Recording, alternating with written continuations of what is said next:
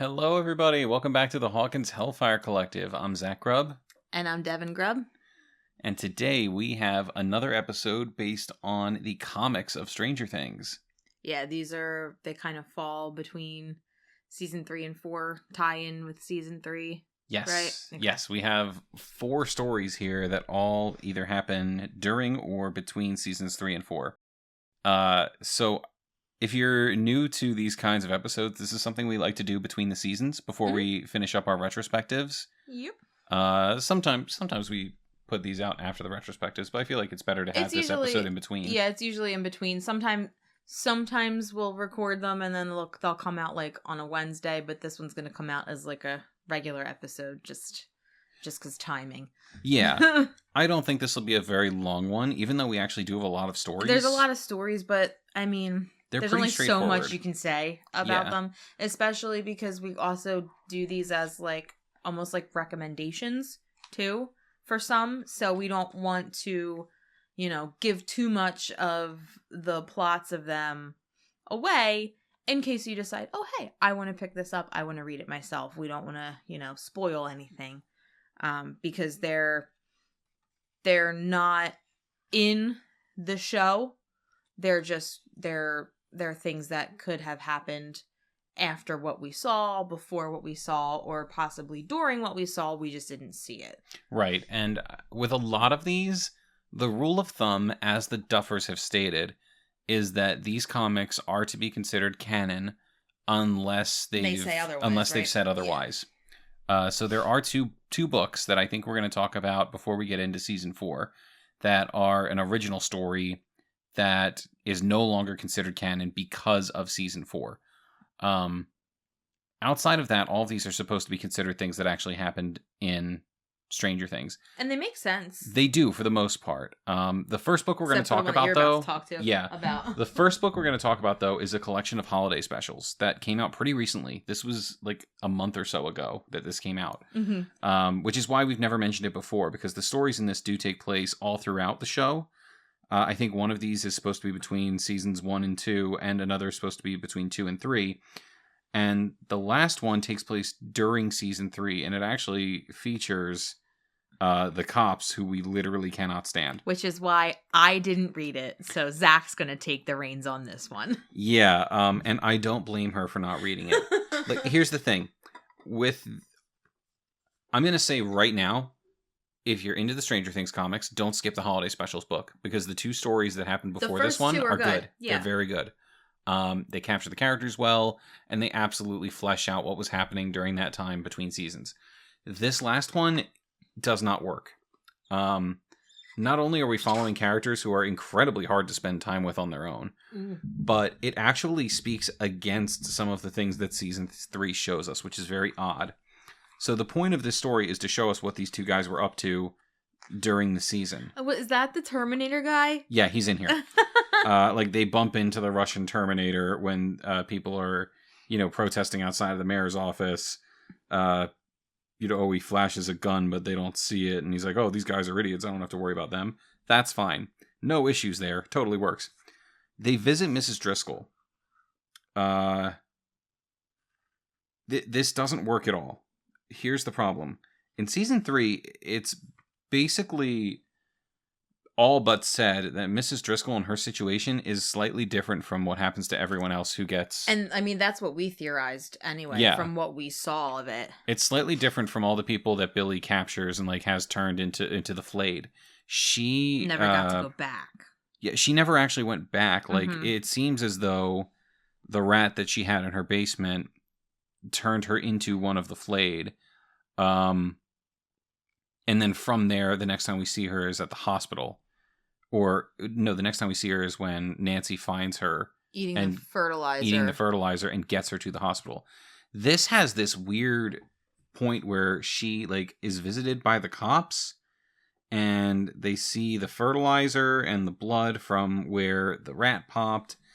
And then she just talks about, like, conspiracy theories, and they kind of sort of show that she's been eating fertilizer, but not in a way that the cops notice. And then here's where it completely falls apart for me. she picks up one of the like drugs one of the cops. The other one leaves because he's got a dentist appointment. Very on brand for these dudes. She drugs the other one, puts him in his own police cruiser, drives him to the steel mill, and then leaves him there in the car, where, you know, Holloway and Lil Busey are like, oh, like, you're gonna join us. Okay, so, like, yeah, he, like, assumes they're swingers and just drives away, which is incredibly stupid, but, like... On brand. On brand. But the problem here is that why in God's name, if they're trying to flay him, would they leave him in his car with his keys outside of the place? And, like, it's super weird. He's outside of the sawmill, and they're, like, hiding pipes behind their backs to, like, break open the car. It makes no sense. But the big thing is that it makes it seem like, from what we were talking about before we started, was that it makes it seem like Mrs. Driscoll is one of the, like, regular flayed. And yeah, based on what we saw and what we kind of, like, theorized with what we watched, she wasn't. She never went back to them. So therefore, like, yes, she was still connected to them, but there was still that kind of, like, disconnect. Because she never got to go back to become part of the whole. Right.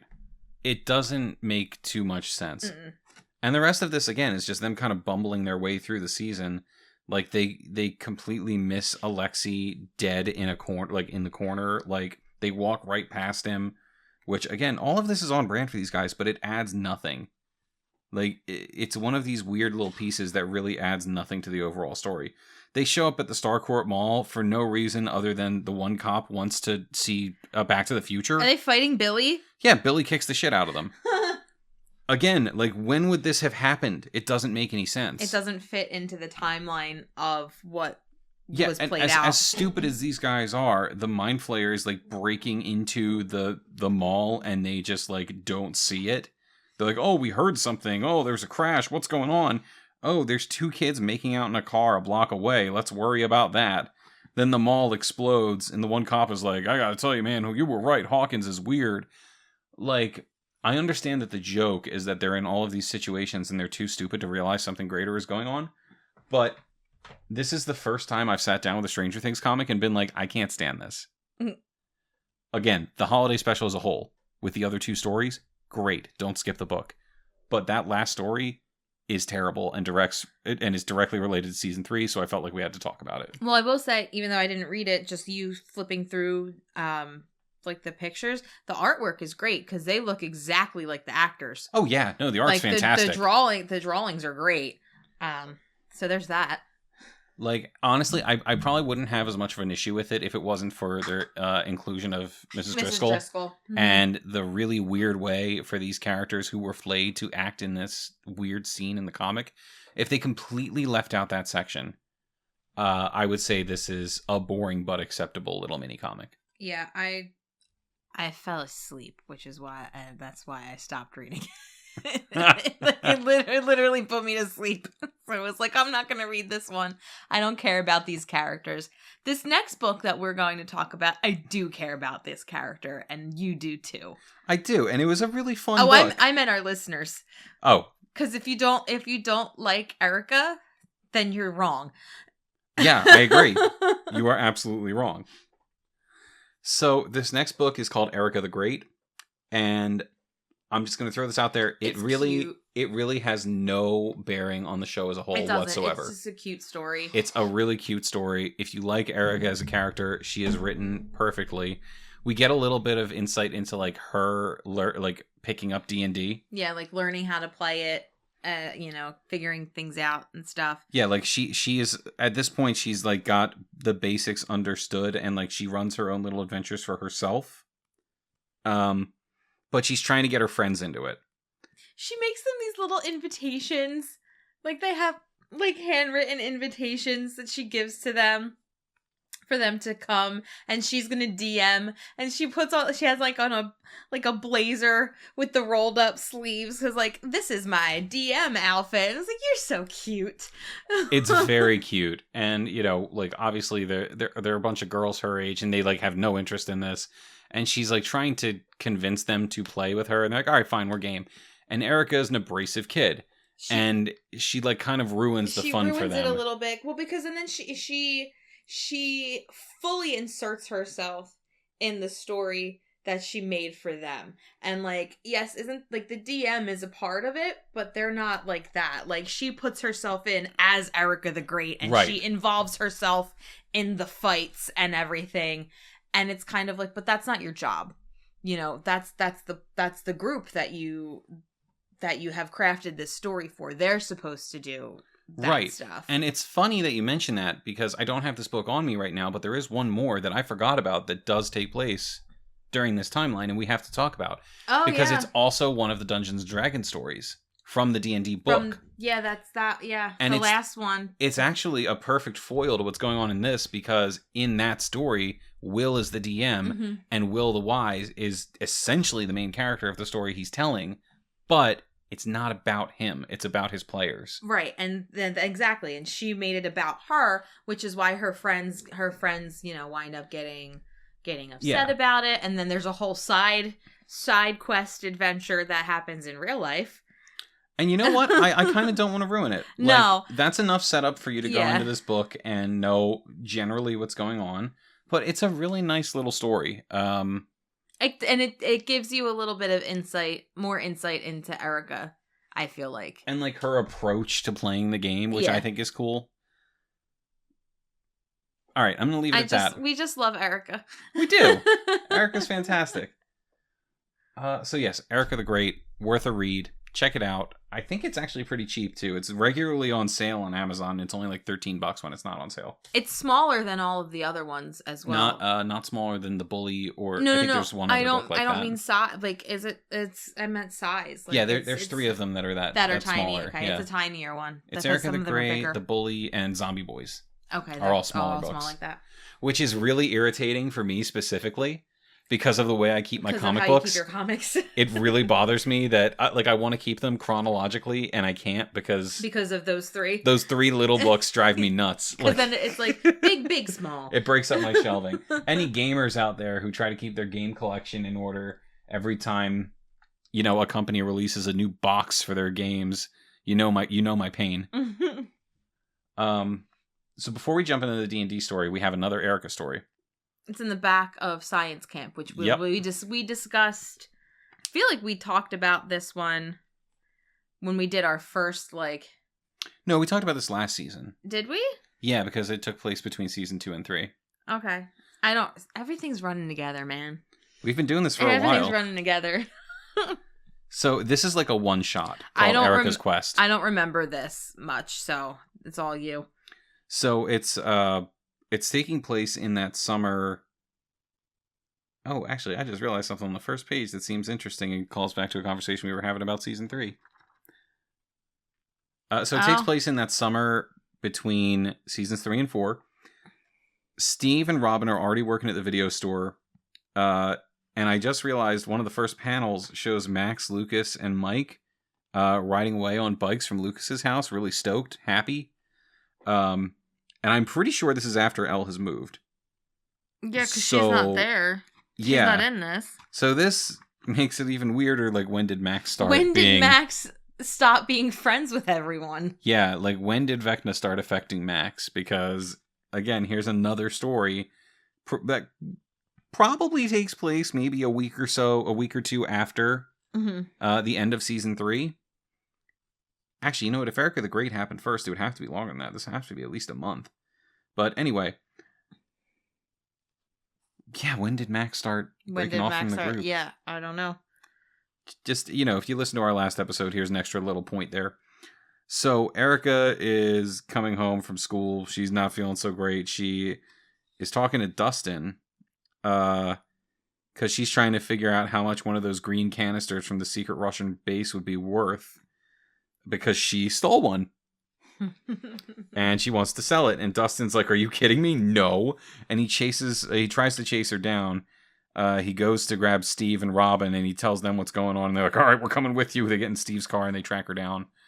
And she's like all upset because her mom took away her D&D books, and she was trying to sell the green ooze to make money back to buy new ones. They break the ooze. It's not that important. So Dustin's like, why don't you just play with your friends? And she's like, my friends aren't nerds. And he's like, yeah, okay. And there's just one large, like, full-page spread of Dustin, Steve, Erica, and Robin playing D&D together. It's a cute little story. Definitely takes place between the seasons. And I love the fact that this canonically says that both Steve and Robin have played D&D. Yeah. Yeah. So Steve gave up the cool guy act long enough to play D&D with Erica and Dustin and Robin. Which would mean... Sorry, I just had a thought. Go for it. It would, that makes it understandable as to why Steve is jealous of Dustin playing D&D with Eddie all the time. Because Steve, because Steve would be like, well, you already played with me. Why can't you just play with me? Why do you have to play with him? So, a lot good characterization all throughout.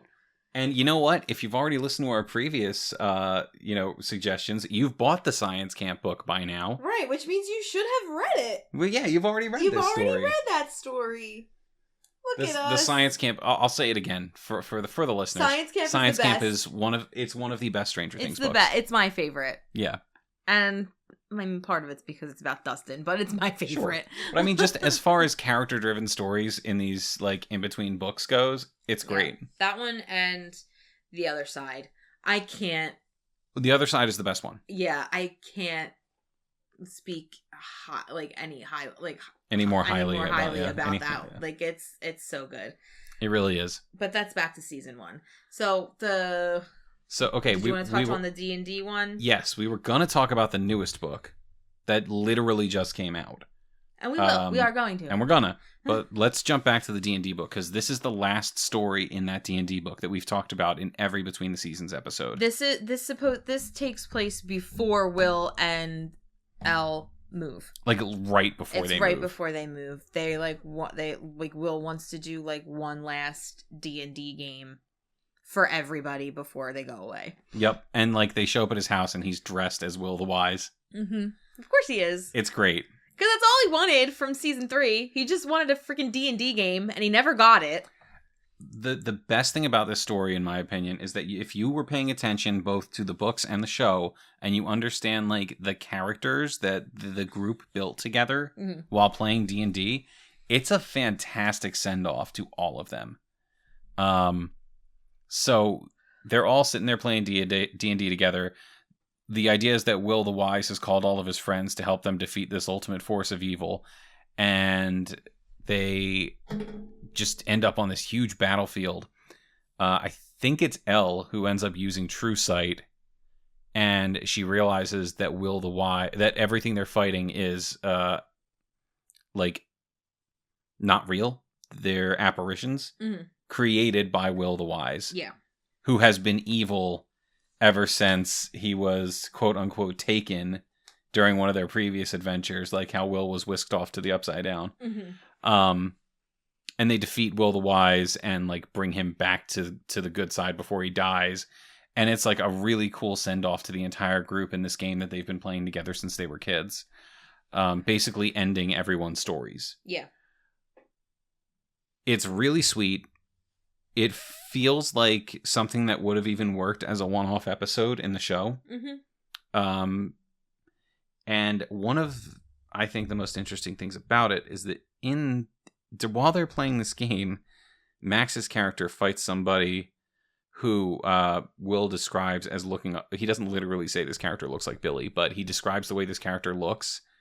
And then the panel shows what this character looks like, because all the panels are of the D&D group, as if it were happening. As if that that's real life. You don't see the actual characters; you see the characters that they're playing. Well, it flip flops, but yeah. But when they're when they're doing the D&D story, that's what it is. It's like that in the Erica, the Great one, also. like when they're doing the story, you see them as their characters.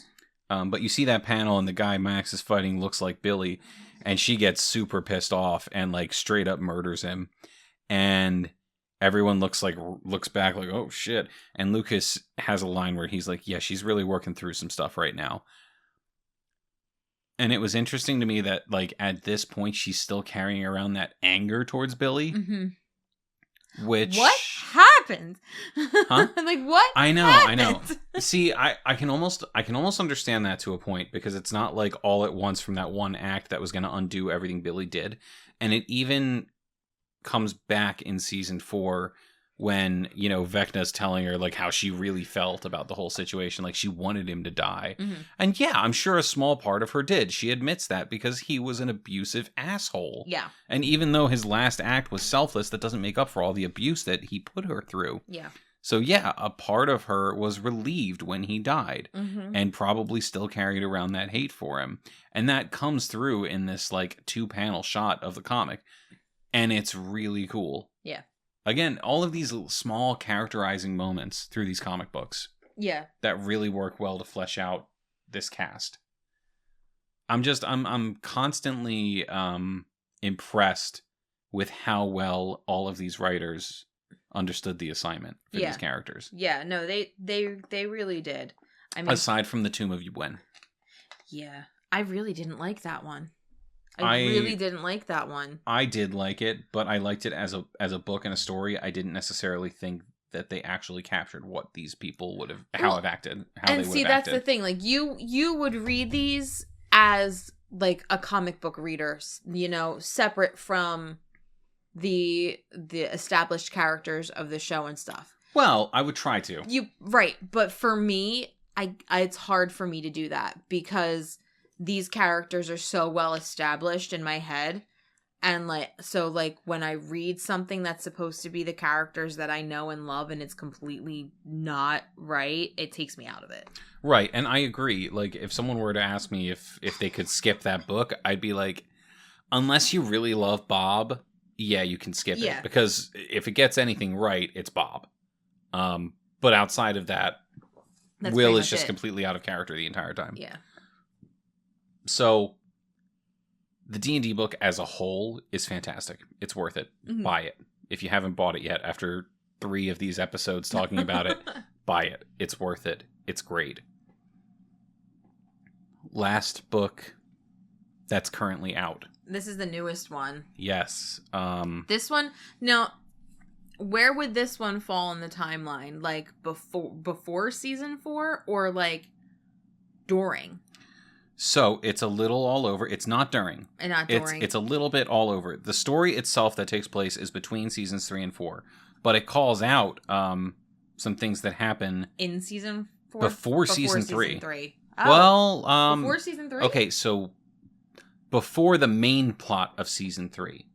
But after that intro scene, there's a panel in it with that calls directly back to the intro of season 3. Right, with Alexi, where you see Alexi and all the other scientists trying to figure out what I was calling the arc reactor. It is an arc. It's an arc reactor. Yeah, you don't have to preface it with like what I was calling it. It straight up is. Like they can't even hide that. So this book is called Kamchatka.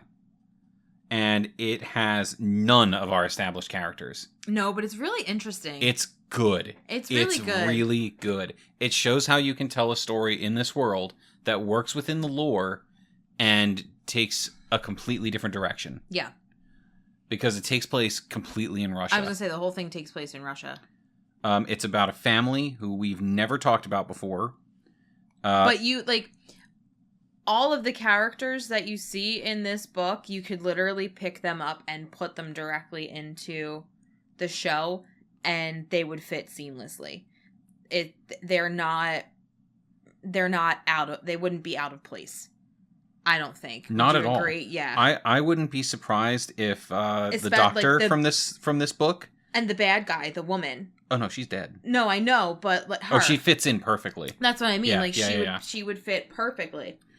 So, I wouldn't be surprised if they even brought this doctor in for season 5 somehow, if they wrote him into the story. The good one? Yeah, the good one. So I don't remember his name. I don't off the top of my head either. But what's going on is that the story mostly revolves around these kids and their father, who is a Russian paranormal scientist. He kind of developed a way to boost telekinetic powers. All theoretical, because he doesn't even know if it exists. He just believes it does. Yeah. Thing is, it does exist, and he's right. And it does boost telekinetic signals and power. And they want it. And the Russians want it. Yep. And, his military wants it. Because they have a Demogorgon. The main antagonist is a woman who was there at the beginning of season 3 when all of those scientists in the lab coats got evaporated. Mm-hmm. One of them survived, and right in front of the portal was a slug. Yeah, and she essentially did what Dustin did. Yep. She raised this thing. She raised it into a full-blown Demogorgon. Into a full-on Demogorgon. And that's where the Russian Demogorgon comes from. Yeah, so that's it kind of plays with that, oh, how did they get one? Read this comic. That's how they got it. Yep. Dr. Orlov is the main character. Again, this is broad strokes what's going on. I'm not going to get into this story. Also, the thing that he made, I can say this, looks like the thing that Papa puts on Eleven's head. Puts on Eleven's head. Yep.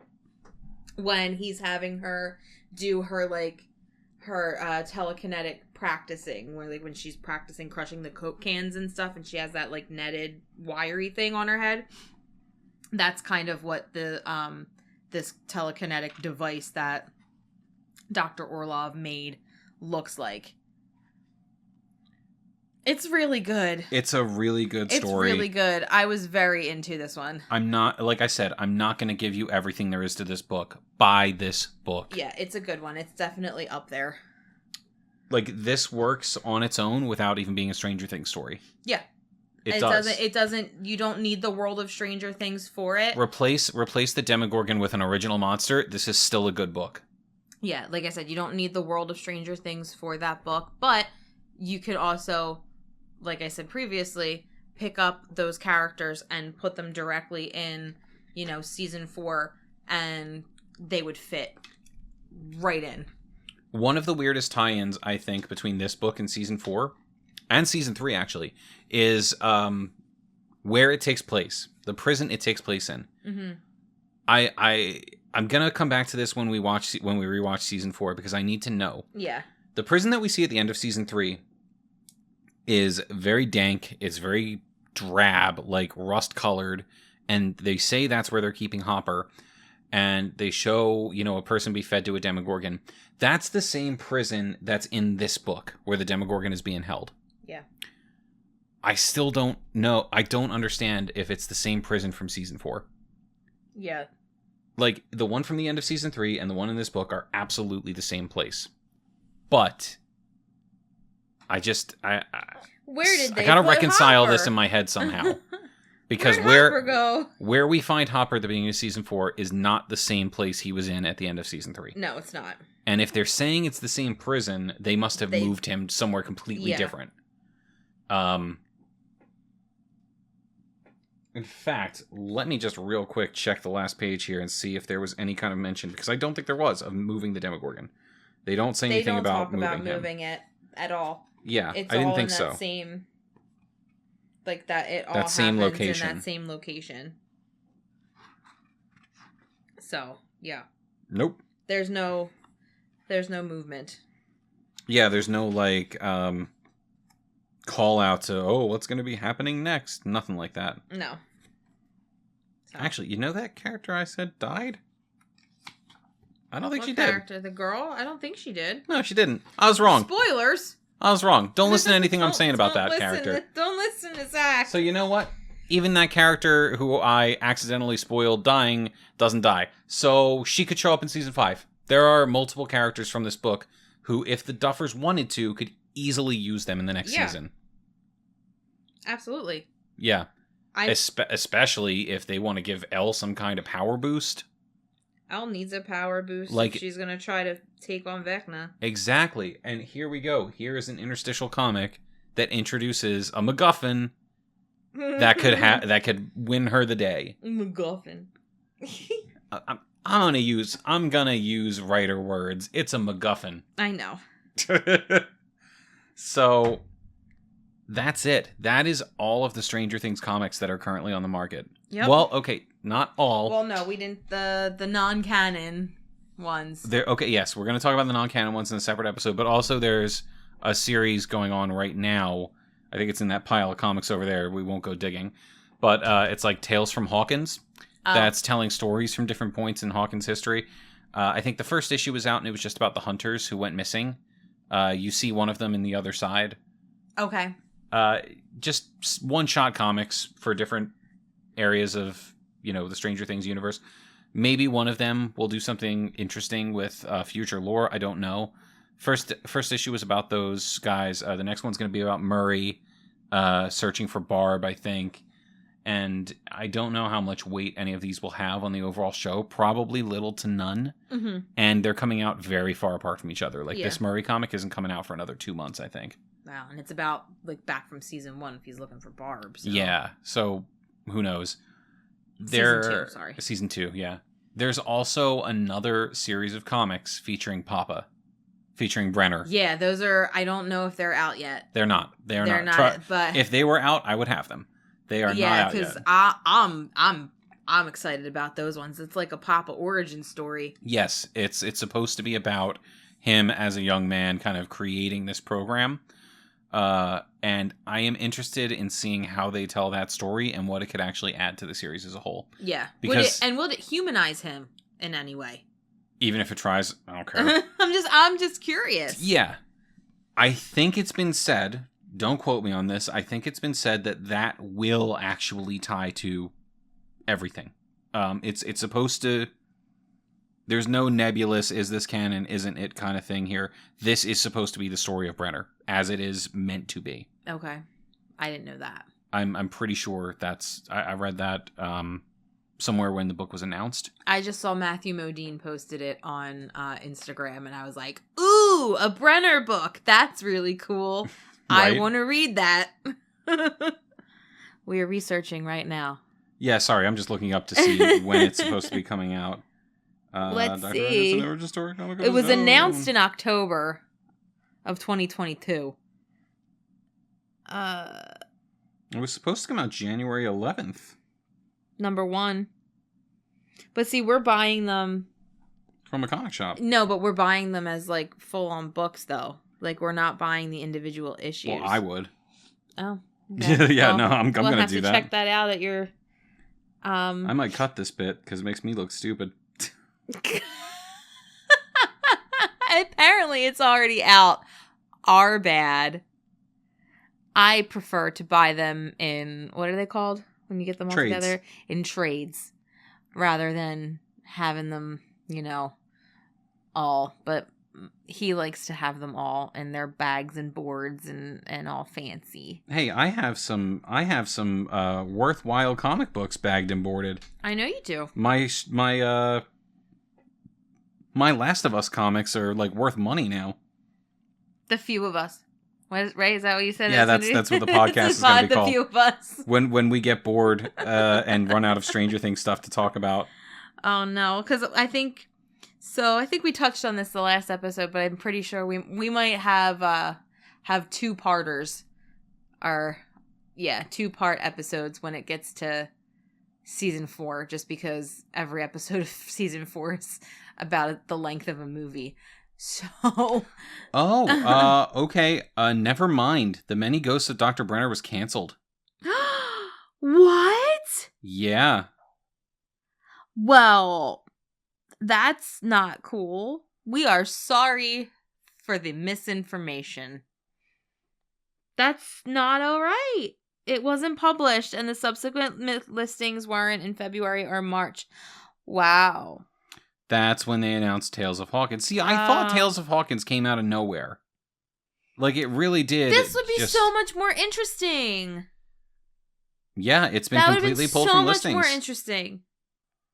Okay. We got clickbaited. They've been told that it's not canceled and intended to resolicit the series at a later date. but there is no confirmation of that date or whether or not the series will actually happen. Dark Horse Comics is saying, no, we did not cancel it, but we're not giving you any more information. I feel like the Duffers have something to do with that. That is a great point, and I did not think that we were going to have something that interesting come up during this episode. But well, wow, I guess I can't cut any of that stuff from earlier now. I feel like that's got the Duffers all over it. We're doing our research while recording. Let's do this. Do you that? Let us know. I really do. I feel like there's something they're not telling us. Papa's not dead. Oh, he's dead again. He's dead. But maybe they wanted to do flashbacks or origin stuff for season 5. And they had to pull the book to see if it could be reworked. Yeah. It's got Duffer's stamp right on that. Like, oh, you can't publish that yet because we need to make sure that we're not going to use any of your stuff in our show. Yep. You know what? This also kind of makes sense out of why Tales of Hawkins is coming out, like every issue is coming out so far apart. Mm-hmm. Yeah. It kind of seems like that's a series that might have been slapped together last minute. Yeah. Oh, we gotta put something out. Yeah. We promised people Stranger Things content, and we have to do something with it. Damn Duffer Brothers. I mean, yeah, we're just gonna blame them. I'm just gonna blame them. It's the only thing that makes sense. And this episode, of the Hawkins Hellfire Collective has fulfilled the curse that I have put on every episode that I start with. I don't think this one's going to be very long. And here we are. 36 minutes. 36 minutes in. The same as the length of an episode where we talk about an episode. I'm sorry. I'm sorry. We don't know how to shut up. We really don't. I think we'll cut it here. I was going to say on that note, before we head off, a listing of the books talked about today and whether or not you should buy them. Stranger Things holiday specials. For the first 2, yes. Pick it up for the first 2 stories. Very good if you are a Stranger Things fan. You're listening to this podcast, of course you're a Stranger Things fan. What the hell am I saying? Erica the Great. Not important to overall story. But if you like Erica, it's a great little book characterizing her. Yes. And her time with D&D, which we didn't get to see since she just shows up at the beginning of season 4 ready to go. Right. Stranger Things Science Camp. We've already talked about this. Buy it. Buy Science Camp. Do it. I'm not asking. Buy it. The D&D book. Buy it. Is it necessary reading? No. Will it give you a deeper story of literally every one of the kids? Yes. It's worth it. The art is fantastic. The stories are good. Get it. Kamchatka. Yes. Absolutely. I would... If you're only going to buy 3 Stranger Things comics, it would go in this order. For me, anyway. The Other Side, Kamchatka, and then Science Camp. Yeah, no, I would agree with that. It's that good. I would agree with that. It took really over. It like skyrocketed to my number 2 spot it's really on good. First read. It's very good. It's really, really good. It's good, and I read these while our daughter is asleep, and it's hard to like keep my attention when I'm reading them. And yeah, because you're ready to fall asleep. Because I'm ready to fall asleep, and that one that like held me. So. Yeah, I mean, if you're a fan, get all the books. They're all fine. Right, it's nice to have as a collector, a fan. If you're on a budget, you don't want to bother with books that you don't think aren't necessary. Those are the 3 you should pick up. Yeah. Period. Absolutely. And I guess we will see you guys again for our season 3 retrospective. Yep. And then from there, before we jump into season 4... We're going to talk about the non-canons. We're going to talk about the non-canon books. Yes. We're going to ease our way into season 4 because it's a meaty endeavor. It really is. And we honestly don't know the future of the podcast. Right. So we want to take our time with this. We like doing this, and if you guys like listening to us, we'll keep doing it. Yeah. So we'll see what happens. Yeah. And we'll have our favorite retrospective guest on, my brother, Mapashuk will be weighing in with, on the retrospective. Well, season 3 is his favorite season. Especially because it's his favorite season, so... Yeah. We'll hear what he's got to say about... We'll see how he defends this season. I really did come out of it liking it more than I did originally. Yeah, but me still. too. But it's still not the best one. No, it's still the worst one. Yeah. All right. And that's saying something with season 2.